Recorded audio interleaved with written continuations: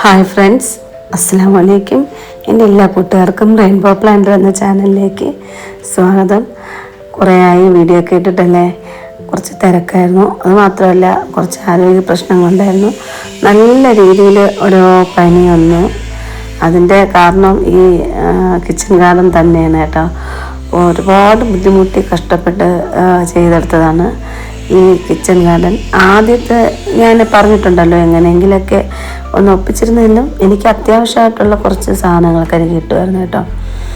അങ്ങനെ വീടിനേറ്റൊക്കെ വിരിച്ചു. ഓരോ ദിവസം ഒരു 10 ചട്ടി വീതം ചെടികൾ ഞാൻ സെറ്റ് ചെയ്ത് വെച്ചു. ഒരു ദിവസം വന്ന് ഞാൻ 20-25ഓളം ചെയ്തു. അതിൽ കിട്ടിയ ഒരു പണിയാണ് കേട്ടോ. എൻ്റെ ഭർത്താവ് തന്നെയാണ് എനിക്ക് മണ്ണും വളമൊക്കെ ഇട്ട് മിക്സ് ചെയ്ത് എനിക്ക് മണ്ണൊരുക്കി തരുന്നത്. അപ്പോൾ അതിനെ ഞാൻ ഗ്രോ ബാഗിലാക്കി ചെടികളൊക്കെ വെച്ച് സെറ്റ് ചെയ്യുന്നതാണ് എൻ്റെ പണി. അപ്പോൾ എനിക്കൊരു കുഴപ്പമുണ്ട്, എന്തെങ്കിലും പ്രത്യേകിച്ച് ചെടി നടുന്ന കാര്യങ്ങളൊക്കെ ആകുമ്പോൾ എനിക്ക് ഇഷ്ടത്തോടെ ചെയ്യുന്നതായതുകൊണ്ട് ഞാനത് ഒരുപാട് ആഗ്രഹിച്ച് ചെയ്യുന്നതും കൂടെ ഉണ്ട്. ഞാൻ അതിൻ്റെ ശരീരം നോക്കില്ല. പ്രത്യേകിച്ച് വീട്ടിൽ ഞാൻ ചുമ്മാ ഇരിക്കുന്നതല്ല, എനിക്ക് ഒത്തിരി പണിയുണ്ട്. അതിൻ്റെ ഇടയിൽ കൂടെ ഞാൻ വൈകിട്ട് എനിക്ക് റെസ്റ്റ് എടുക്കാനുള്ള സമയമാണ് ഇതുപോലെ ഞാൻ പണിയൊക്കെ ചെയ്യുന്നത് കേട്ടോ. അപ്പോൾ വൈകിട്ട് പിള്ളേരൊക്കെ വിളിച്ചിട്ട് വന്നതിന് ശേഷം ഇക്കായ എൻ്റെ കൂടെ കൂടും കേട്ടോ. അപ്പോൾ ഞാൻ കുഴിപ്പള്ളത്തിൽ നിന്ന് തന്നെ വാങ്ങിയ ഗ്രോ ബാഗുകളാണ്. 20 രൂപയുടേതുണ്ട്, 15 രൂപയുടേതുണ്ട്. 15 രൂപയിലൊക്കെ ഞാൻ ഈ ചീരയൊക്കെയാണ് വെച്ചത്. ചെറിയ നമുക്ക് പെട്ടെന്ന് വിളവെടുപ്പ് ചെയ്യുന്ന, അധികം വേരുകളൊന്നും ഇല്ലാത്ത ചെടികളൊക്കെ ഞാൻ 15 രൂപയുടെ ഗ്രോ ബാഗിലും പിന്നെ 20 രൂപയുടെ ഗ്രോ ബാഗിൽ നമുക്ക് അത്യാവശ്യം നല്ല രീതിയിൽ മണ്ണ് കൊള്ളും കേട്ടോ.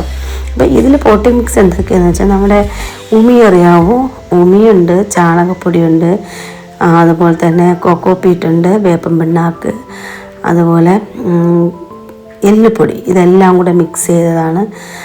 പിന്നെ ഈ മണ്ണ് നമ്മൾ ഇതിന് മുമ്പ് തന്നെ ഈ കക്കാണ്ടുള്ള ചുണ്ണാമ്പ് പൊടി ഇതൊക്കെ ഇട്ട് ട്രീറ്റ് ചെയ്തിട്ട മണ്ണായതുകൊണ്ട് ഇതൊക്കെ നമുക്ക് സെറ്റ് ചെയ്താൽ മതി കേട്ടോ. അപ്പോൾ എനിക്ക് ഏറ്റവും പ്രിയപ്പെട്ട കാര്യം എന്താണെന്ന് വെച്ചാൽ, വെജിറ്റബിൾ ഒരുപാട് നമുക്ക് അത്യാവശ്യം ഒരുപാട് വേണമെന്ന് എനിക്ക് ആഗ്രഹമില്ല.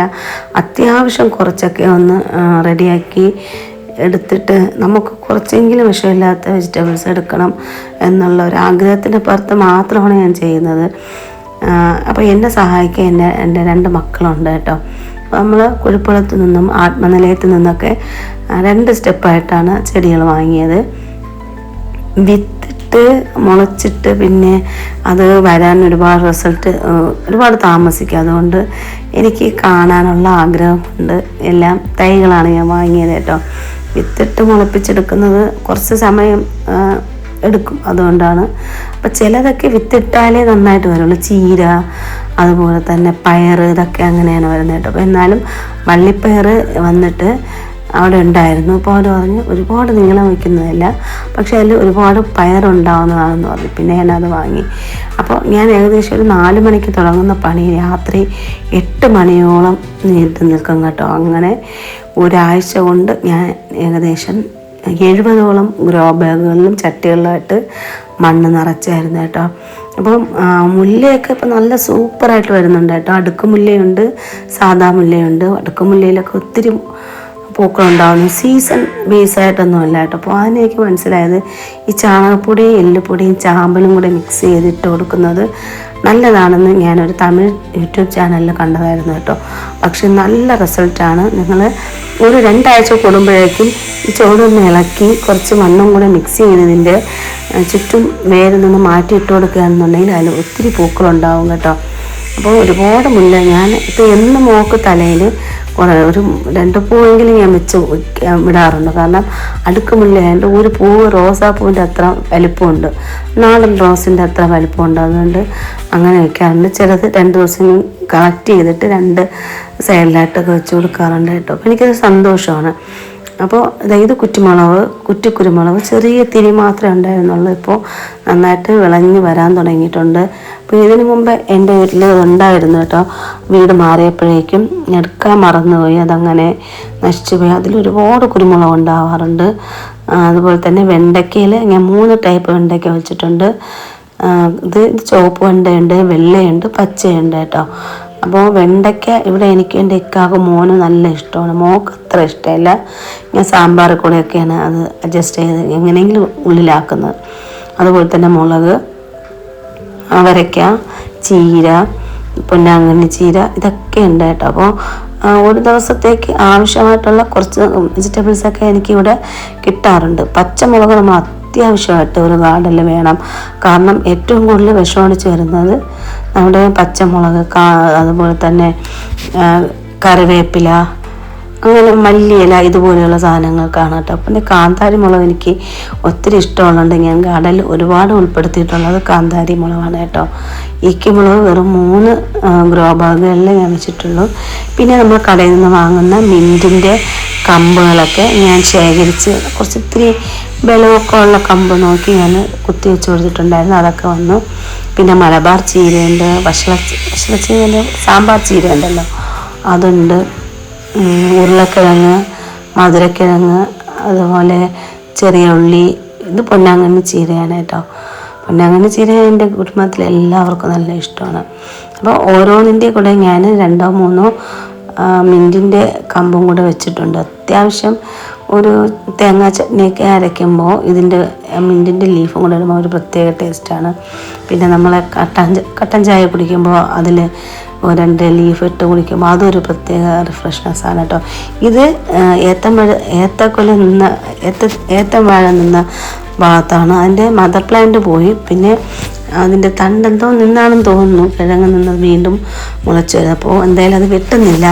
ഇലയ്ക്കും പിന്നെ നമുക്ക് ഇലയുടെയൊക്കെ വയ്ക്കുമ്പോഴും ഓണമൊക്കെ വരെയല്ലേ സദ്യ കഴിക്കാനും ഒരു വാഴ നിൽക്കുന്നത് നല്ലതാണ്. അതുകൊണ്ട് അത് ഒഴിവാക്കാതെ ഞാൻ വെച്ചിട്ടുണ്ട്. ഇത് രമ്പ ഇലയാണ് കേട്ടോ. എൻ്റെ അനിയത്തിൻ്റെ വീട്ടിൽ നിന്ന് ഞാൻ കൊണ്ടുവന്ന് വെച്ചതാണ്, ആ തറയിൽ തന്നെ വെച്ചു. പിന്നെ ഇത് മാങ്ങ ഇഞ്ചി എൻ്റെ അയൽവാസി തന്നതാണേ, അതും നന്നായിട്ട് വരുന്നുണ്ട്. ഇത് വെള്ള വെണ്ടയാണ് കേട്ടോ. പിന്നെ ചീരച്ചേമ്പുണ്ട്, അതും എൻ്റെ അയൽവാസി എനിക്ക് തന്നതാണ് നിൽക്കുന്നത്. എൻ്റെ കൂടെ വളർന്ന് നിൽക്കുന്നത് എന്തെന്ന് വെച്ചാൽ പെരിഞ്ചീരകമാണ് കേട്ടോ. ഞാൻ പെരിഞ്ചീരകം വീട്ടിൽ വാങ്ങി കഴുകി ഉണക്കി വറുത്താണ് പൊടിക്കുന്നത്. അപ്പോൾ അങ്ങനെ അതിൽ ഉണ്ടായിരുന്ന വെള്ളം ഞാൻ കൊണ്ടുവന്ന് ചെടിയുടെ ചുവട്ടിൽ ഒഴിച്ചു. അപ്പോൾ അത് തനിയെ മുളച്ച് വന്നപ്പോൾ ഞാൻ ഇതിൻ്റെ കൂടെ ഒന്ന് വെച്ചിട്ടുണ്ട്, നോക്കട്ടെ വളരുന്നുണ്ടോ എന്ന്. അങ്ങനെ ഇതൊക്കെ ഇത്രയും ചെയ്ത് വന്നപ്പോഴേക്കും എനിക്ക് നല്ല പനി, തൊണ്ടവേദന, അങ്ങനെ പല ബുദ്ധിമുട്ടുകളുണ്ടായി. അങ്ങനെ ഞാൻ കിടപ്പിലായി, ഒരു വീഡിയോ ഇടാൻ പറ്റാതെ. ഇത് കുരുമുളകാണ് കേട്ടോ, ഇത് വള്ളിക്കുരുമുളകാണേ. ഇത് എൻ്റെ അനിയത്തിൻ്റെ വീട്ടിൽ നിന്ന് ഞാൻ 2 കമ്പ് കൊണ്ടുവന്ന് വെച്ചു, അത് വന്നു. അത് കഴിഞ്ഞ് പിന്നീട് ഓരോ കുരുമുളകിൻ്റെ വള്ളിയും കൂടെ കൊണ്ടുവന്ന് എൻ്റെ തെങ്ങിൻ്റെ കൂടെ ചേർത്താണ് വെച്ചിരിക്കുന്നത് കേട്ടോ. തെങ്ങിൻ്റെ റിങ് ഇട്ടിരിക്കുന്നതാണ്, വേസ്റ്റ് ഇടുമ്പോൾ അത് മണ്ണിടിഞ്ഞ് താഴാതിരിക്കാൻ. പിന്നെ ഇത് കഴിഞ്ഞ മഴയിലും കാറ്റിലും പപ്പയുടെ ഒരു സൈഡ് മുറിഞ്ഞു പോയതാണ്. കുഴപ്പമില്ല, ഞാൻ കുറച്ചൊക്കെ എടുത്ത് തോരൻ വയ്ക്കാനായിട്ട്. അപ്പോൾ ഇതൊക്കെയാണ് എൻ്റെ ഗാർഡൻ വിശേഷം. പിന്നെ എനിക്ക് വീട്ടിലുണ്ടാകുന്ന അവരയ്ക്ക നിങ്ങളൊന്ന് ട്രൈ ചെയ്ത് നോക്കണം. എങ്ങനെയെങ്കിലും 2 വിത്തോ തൈയോ കിട്ടുകയാണെന്നുണ്ടെങ്കിൽ വെച്ച് വളർത്തണം. ഷുഗറുള്ളവർക്ക് ബെസ്റ്റാണ്, വെള്ളം കാച്ചി കുടിക്കാം.